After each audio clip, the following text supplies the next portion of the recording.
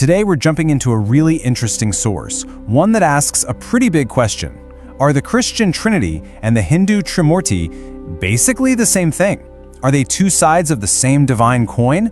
Let's dig in and see what this investigation uncovers. So right off the bat, the source material just lays it all out with this one central question. It's really the starting point for this whole thing. Now, you might think, okay, both have a divine trio, right? But the source we're looking at pretty much immediately says, hold on, those similarities might just be on the surface. And when you look at it like this, it seems super simple, right? You've got the Father, Son, and Holy Spirit over here, and then Brahma, the creator, Vishnu, the preserver, and Shiva, the destroyer, over there. Seems like a neat comparison. But, and this is a big but, the source we're examining argues that this is literally where the similarities stop. To make its point, it starts right at the beginning, the origin stories of the gods themselves. Okay, so the first piece of evidence the source brings up is that within the Hindu Puranas, there isn't just one single agreed-upon creation story for the Trimurti. It makes the case that if you really want to understand this trio, you've got to ask a fundamental question: who was first? And, well, the answer you get completely depends on which sacred text you happen to pick up. This is where it gets really fascinating. Just look at how the source lays this out. According to one text, Shiva and Shakti are the ones who create the other gods.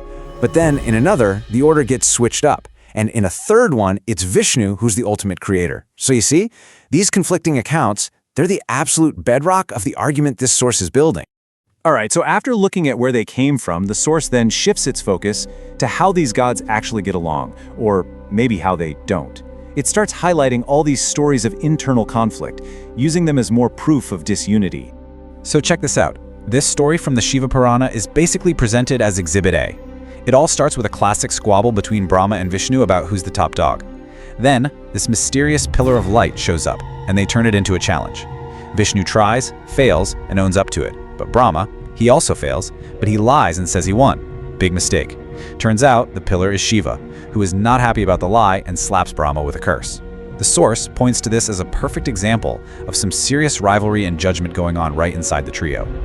But it gets even more intense. The source then brings up this story where Vishnu straight up mocks Shiva's whole lifestyle. I mean, look at this quote. This isn't some high-minded theological debate, right? It's a personal shot, a real insult that, as the story goes, leads directly to a fight. A violent one. And this is the key point the source is trying to make. These are not just little squabbles. We're talking about Shiva responding to Vishnu's trash talk by literally impaling him with his trident. Yeah. Now, he does heal him right after, but the source really zeroes in on how extreme this is. This is a physical, almost deadly fight between two-thirds of the Trimurti. Okay, now the investigation really zooms in on one single, pretty dramatic event that shows up in a bunch of different texts, the time one of Brahma's 5 heads got lopped off. And the argument here is that even for this one specific event, the reasons given are all over the place. Yeah, not just one or two reasons. The source found at least 4 completely different and often totally contradictory stories explaining why this happened. I mean, look at this. This slide just perfectly sums up the source's point about how inconsistent the stories are. In one version, he loses the head for lying. In another, it's for an incestuous pursuit. A third version flips the script and says it was a heroic sacrifice. And a fourth says it was punishment for treason. You have the exact same event, but with 4 completely different, mutually exclusive meanings. It's wild. And get this, one of these stories even introduces a whole new character into the mix, Kal Bhairav. The way the source explains it, this isn't just Shiva getting mad and lashing out. No, this is Shiva creating a terrifying physical form of his own anger, a being whose entire purpose is to carry out this punishment. This specific story adds a whole other layer of complexity. So Brahma's head mouths off to Shiva. Shiva creates Kal Bhairav to cut it off. Done. But, and here's the twist, the act of killing a god, even when you're ordered to, has consequences. A sin, basically, attaches itself to Kal Bhairav. The skull gets stuck to his hand and he's forced to just wander around until he can finally be cleansed. So the source is showing this whole cycle. You've got the insult, the punishment, but then also these unintended consequences. So after laying out all these stories, the conflicting origins, the family drama, the fights, the source material finally starts to bring it all home.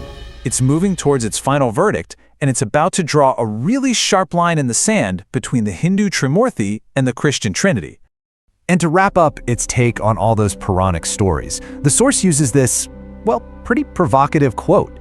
It's definitely a blunt way to put it, but it's meant to be a summary of all those themes it's been pointing out. The conflict, the lies, the ego, it's all in there. And here it is, the final argument, laid out plain as day. On one side, you have the Trimurti, which the source paints as this family in constant conflict, full of drama and clashing stories.